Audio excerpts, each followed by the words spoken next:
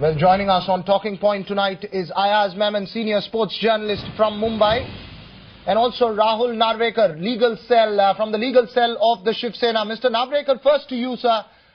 Bal Thackeray has made a very strong statement, but how do you think these kind of statements are going to help in any way to protect the Indians in Australia? Don't you think it only raises the tensions in that community, between the two communities there?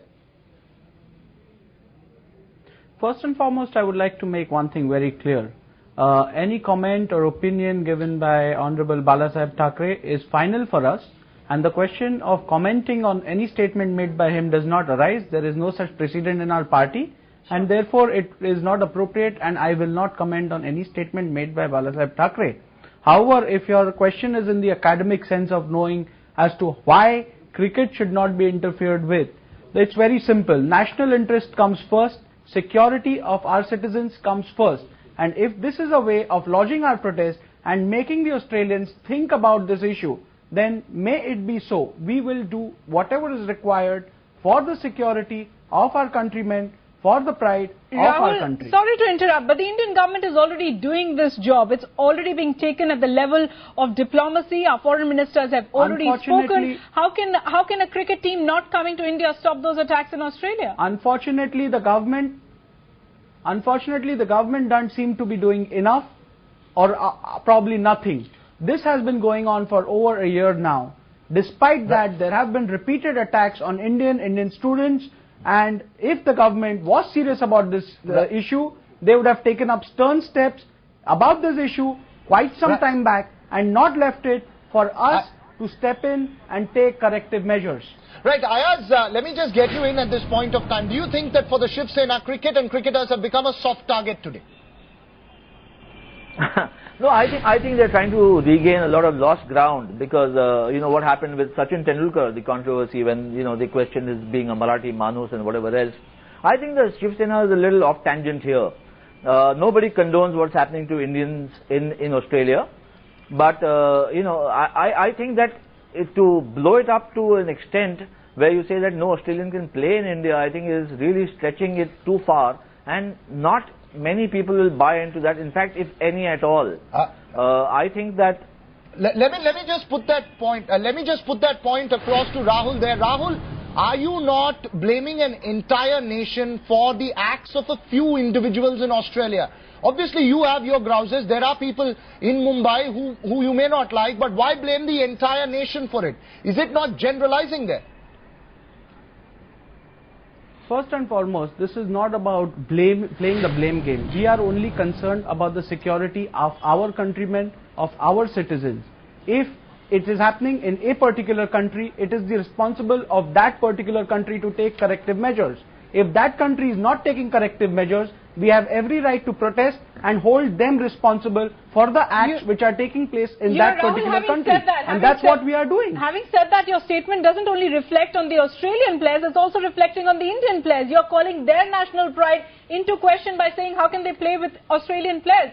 That would seem like an unfair comparison. But there is absolutely no doubt about that. There is absolutely no doubt about that. I think we as a nation should ban any interaction with the Australian team, if at all they are not going to take corrective measures to ensure the security of our countrymen, of our citizens in Australia. All diplomatic exchanges should be stopped. I ask to you, all this is happening here in India, these statements coming out. Of course, the two nations and the two dignitaries really have been in touch with each other. Do you feel Cricket Australia or the Cricket Association in Australia would feel some of these concerns and some of these tensions? Well, I think they will, because look, where the IPL is concerned, and some of the Australian cricketers have been pretty unhappy about coming and playing. For instance, Ricky Ponting has not been so, you know, enamored by IPL. And when you throw in the security angle, then it might stop them from, you know, taking that big step ahead. But I just heard Matthew Hayden, and I'm very happy when he says that nothing can stop him from coming and playing in India, because that's how. I mean, at the end of the day, there are lots of foreign tourists who are attacked in India. They've had, you know, in Rajasthan or in Kerala and whatever else. We are not a nation at war. We are not at war with Australia. These are things that have happened. The Ministry of External Affairs has taken cognizance of it, and I hope that they are acting, you know, aggressively on that score. Maybe the Shiv Sena should lobby with the MEA and with the government of India. And not with you. Right, not perhaps with this one. Shiv Sena's solution seems to be to any problem stop playing cricket, but Go ahead, Rahul. Yeah, I think it's very, very unfortunate to have someone like Ayaz Memon putting across cricketing interest over national interest.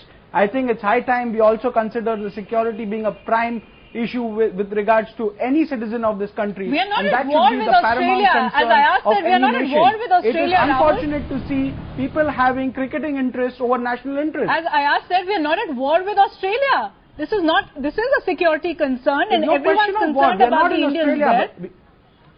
You know, Mr. Rahul Navrekar, don't you think we are that definitely not. Mumbai will be the biggest sufferer at the end of the day? If you're going to make such threats, matches will go on in the rest of India. Mumbai will face the heat. I think